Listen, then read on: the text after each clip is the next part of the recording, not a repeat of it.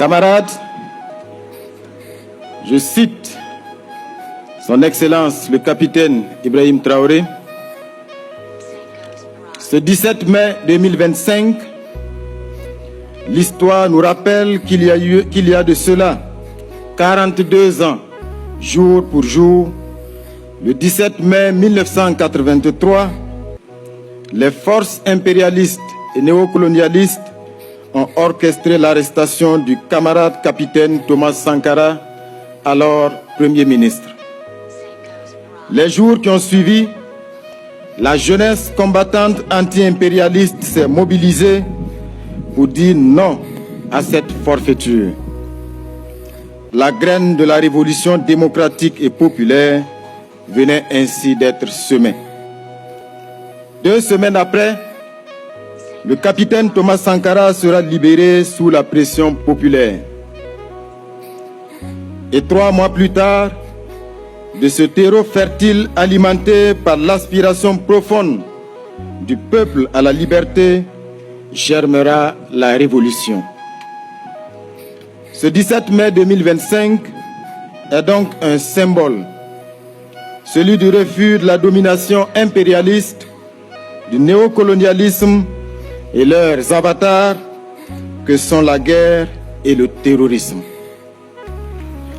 C'est également le symbole de la détermination de notre peuple à assumer devant l'histoire son destin pour bâtir une nation libre et souveraine. Cet idéal a été porté par nos devanciers de la RDP, la Révolution démocratique et populaire, dirigée par le camarade capitaine Thomas Sankara. Aujourd'hui, nous sommes porteurs de ce même flambeau de lutte anti-impérialiste avec la révolution progressiste populaire. Ce 17 mai, nous honorons un devoir de mémoire à travers l'inauguration du mausolée dédié au président Noël Isidore Thomas Sankara et à ses compagnons de lutte, tombés pour la patrie tant aimée, sous les balles assassines des valets locaux de l'impérialisme et des nègres de salon, tombés pour l'idéal de dignité, de liberté, d'intégrité et de souveraineté, tombés mais à jamais vivants dans nos cœurs et dans nos consciences. Le choix de cette date n'est donc pas un fait du hasard. La révolution d'août 1983 a eu pour ferment les manifestations populaires anti-impérialistes déclenchées suite au complot du 17 mai 1983, dont le dessein était d'endiguer la marée montante des forces progressistes et révolutionnaires en vue de perpétuer l'oppression et la domination impérialiste sur notre peuple.